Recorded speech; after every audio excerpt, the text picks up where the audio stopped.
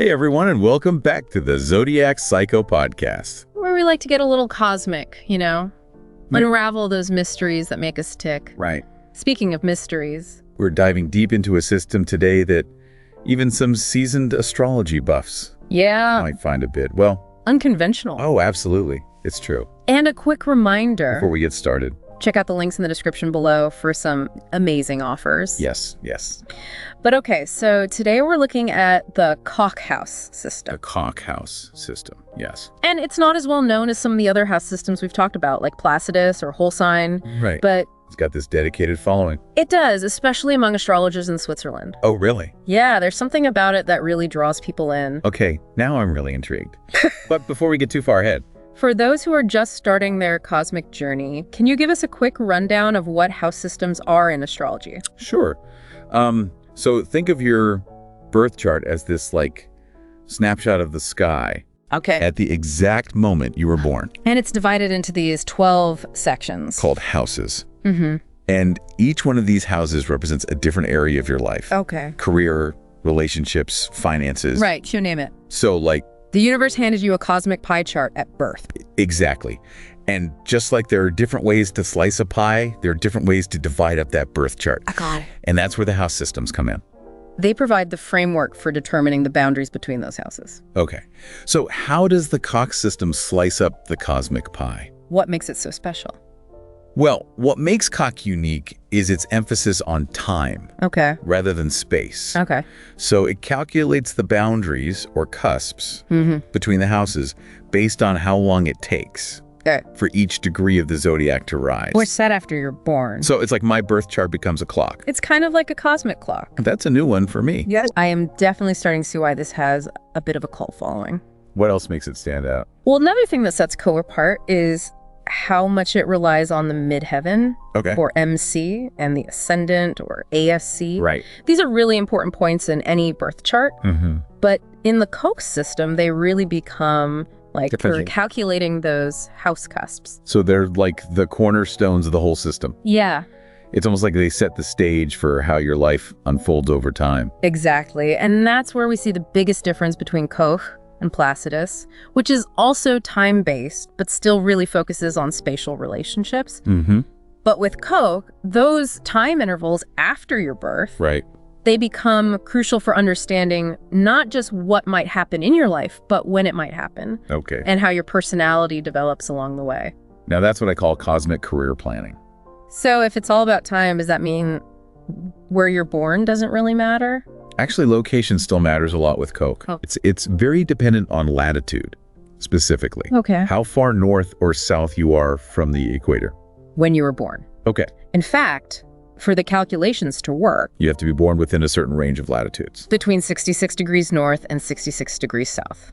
So if someone's planning a polar expedition to welcome their little one into the world, they might want to consult a different house system. Exactly. Beyond those latitudes, The sun's movement, or lack thereof, near the poles, it just throws everything off. Okay. It's like trying to use a sundial. In the Arctic winter. Well noted. I'll make sure to pass that along to any expecting Arctic explorers. Now back to the midheaven. You mentioned it plays a pretty big role in Koch. It does. What's so special about it? Well, in traditional astrology, the midheaven is linked to career, public image, aspirations, how you're seen by the world. Right. But because Koch is all about time, it takes that meaning even further. Okay. It suggests that those things, your career path, your reputation, your goals, they all unfold over time. Okay. In a way that's really reflected in your midheaven. So it's not just about what you achieve, but how your path unfolds over time, like watching a cosmic film of your career trajectory. Exactly. It's much more dynamic. Fascinating. But before we get lost in the weeds here, let's take a step back and compare Koch to some of those other popular house systems out there. Okay. Placidus, Whole Sign, Equal House. Can you just give us a really quick rundown of the key differences? Sure. Well, we already kind of touched on Placidus. Right. It's similar to Koch in that it's time-based. Right. But Placidus, it works at all latitudes. Okay, yeah. So it's a little bit more widely applicable, I guess you could say. Whole Sign and Equal House. Those are all about space. Okay. So in whole sign, each house takes up a whole sign. Right. And then equal house, all the houses are the same size. Okay. So they prioritize that spatial integrity over the more complex time calculations that Koch uses. It's like choosing between a vintage sundial and a GPS. Yeah. Both tell time. Totally different ways. Right. I can see how choosing the right system would really depend on what questions you're asking. Yeah.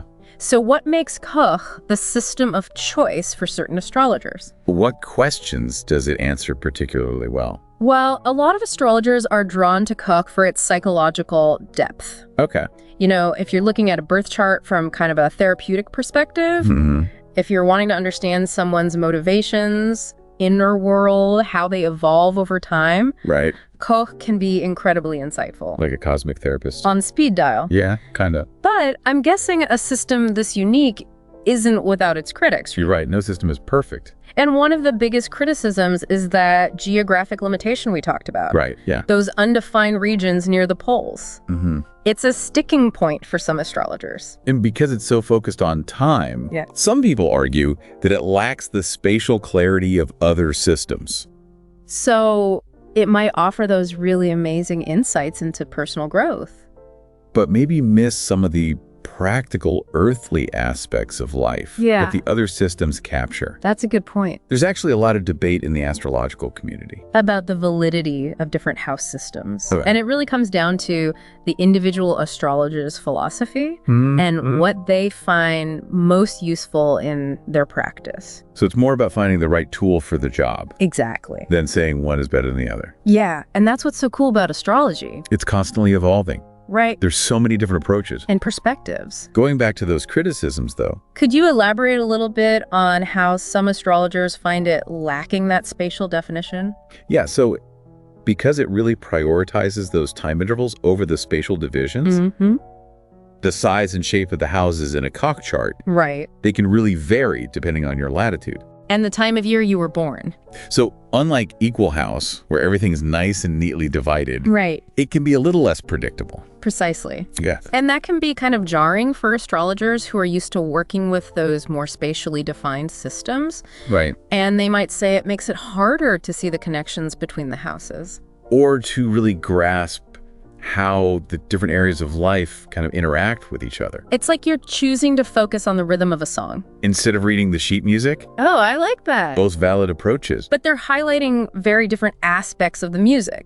So with Koch, you're trading that spatial precision. For that deeper understanding of how things unfold over time. That's a great analogy. And that actually brings us to another point of contention. Okay. The whole debate about psychological versus special accuracy. Oh, okay.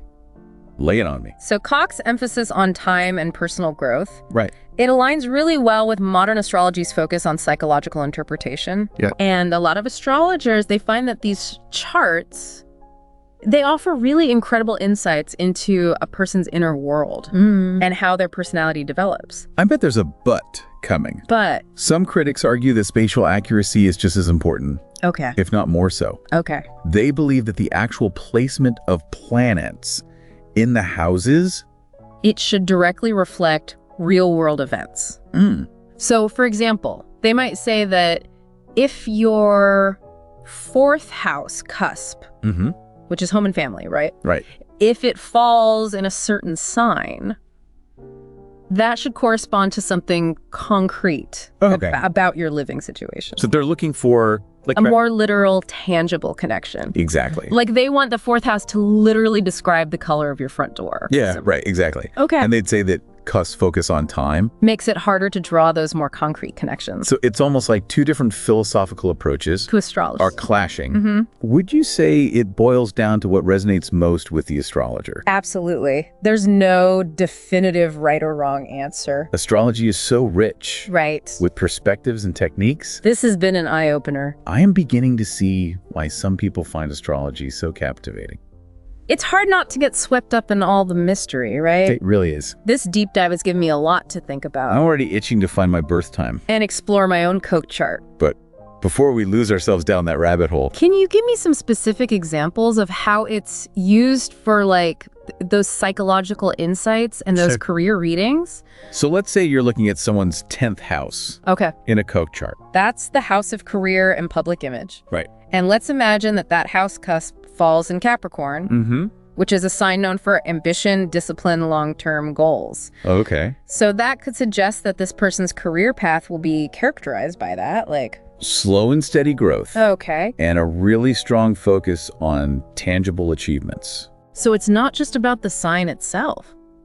But how that sign's energy plays out over time in that house. And because Koch really emphasizes those time intervals, you'd also look at the planets that are aspecting that 10th house cusp. Okay. To get a sense of the timing of any major career milestones. Okay. So for example, if Saturn, which is the planet of challenges and responsibility, if it's aspecting that 10th house, that could suggest that this person might experience setbacks or delays early on in their career. Okay. But ultimately they achieve success through hard work and perseverance. It's like reading a story about their career. Right there in the chart. Yeah. Like a cosmic LinkedIn profile or something. Yeah, I love that. It really lets you see those patterns and themes unfolding over time. Exactly. In a way that other systems just might not. Incredible. This is really starting to make me see why people get so hooked on astrology. It's like having the secret decoder ring for life. It is a really powerful tool for self-discovery. And for understanding the forces that shape our lives. Okay, well, I think this part of our deep dive has given me enough to digest for now. But don't forget to check out those links in the description below for some amazing offers. We'll see you in part 3, where we'll unravel even more layers of the Koch system. Sounds good. Welcome back to the Zodiac Psycho podcast. Yeah. We're wrapping up our deep dive into the Koch House system. Yeah. We've talked about its time-based nature, its focus on personal growth, its affinity for career analysis. But there's one area I'm still curious about. Oh, okay. What's that? So we've talked a lot about how Koch applies to career and those like big picture aspirations. But what about the other areas of life? Relationships, family, creativity, spirituality. Right.